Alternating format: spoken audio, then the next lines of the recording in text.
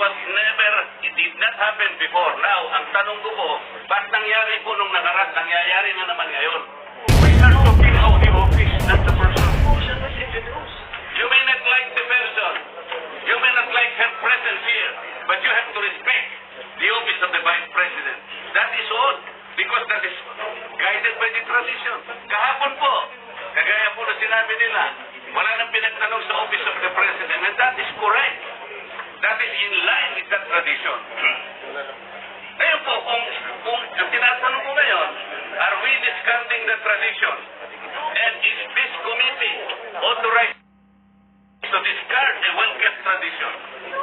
So kaya nga, then why are we intending to ask questions na naman at pinatawag nyo na naman kung sino-sino dito? That is why, kung hindi po kayo makakasagot, madam, ang tinanong ko na sa inyo, I am now moving. Oh, may prasinela pa? Saan po kayo nakakita ng gano'n? This did not happen anytime.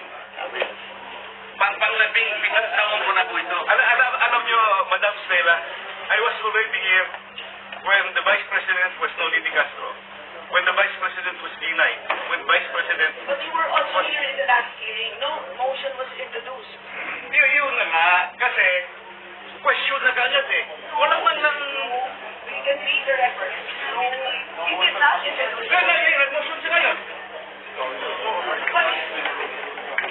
Kaya yung tato, The first thing is that is the manifestation of Congressman Dante Marcoleta, and it should be answered by the members. If was motion, then after that, Marcoleta will vote that motion. Question is addressed to the chair. Why would the members answer that? No, we don't have the... naman yung pinagsasabi. Why is the chairman only speak? Di ba kami kayo sa lima? We are also members just the same. Alam mo yun. Alam mo yun. As the vice chair, cannot answer your query. If he has to answer. Kung dyan, ang pinag-uusapan natin, ang chairman ang sasagot. No. Not voting the Ano chairman. naman magsasalita ng ganyan? Well, bakit? Hindi mo siya tanangay. Pero, pwede mo. Kasi pwede mo salita yung iba. Pwede yung chairman lang. Di ba? President Dante, saan parliamentary procedure in the House that the members speak? Pwede. Di ba?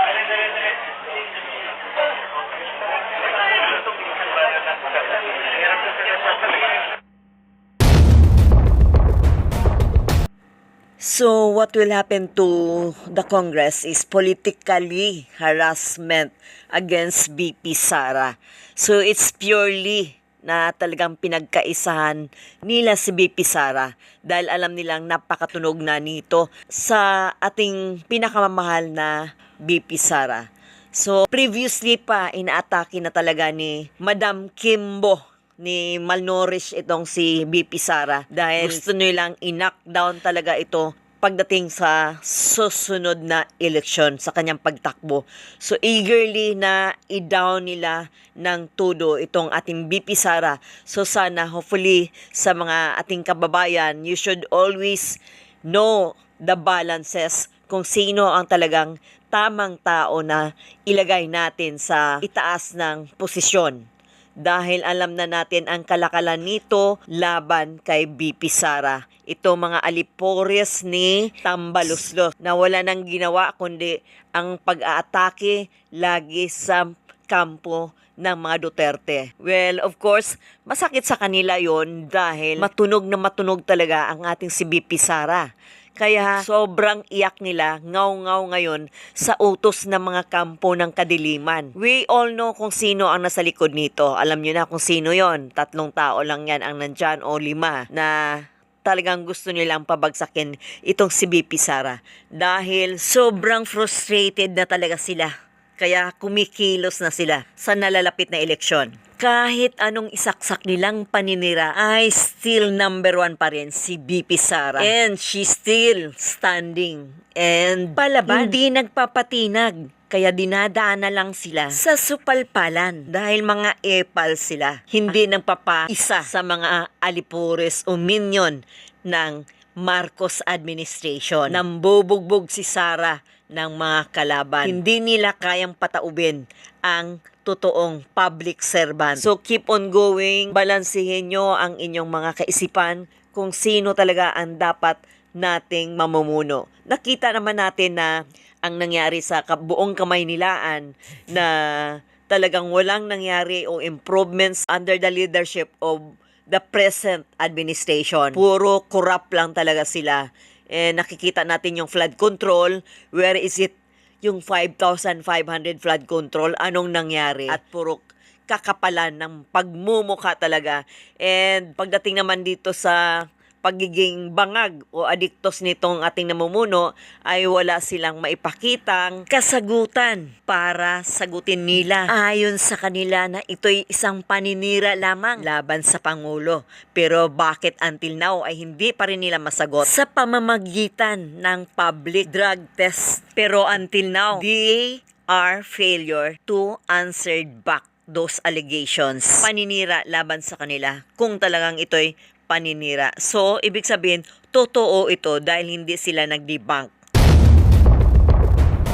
Mabuti na lang ay nanatili itong si Congressman Marcolita sa pagiging defender ng Duterte dahil napakagaling talaga niya because isa siya sa INC member. So, alam nyo, pag INC member ka, puso at talagang makatotohanan na nagsisilbi siya ng totoo sa taong bayan.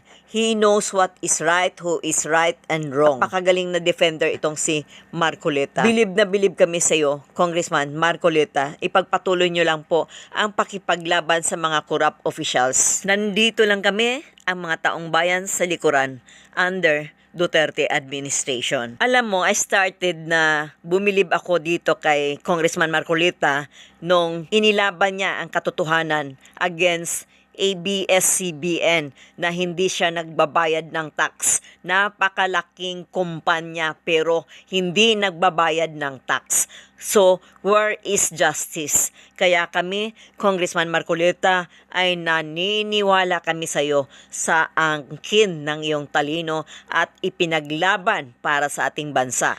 Kung ano man ang katalinuhan mo ngayon ay ito ay pinagkaloob sa ating Panginoong Hesus upang proteksyonan ang taong bayan. So maraming salamat, Congressman Marcolita. Kudos para sa iyo and God bless.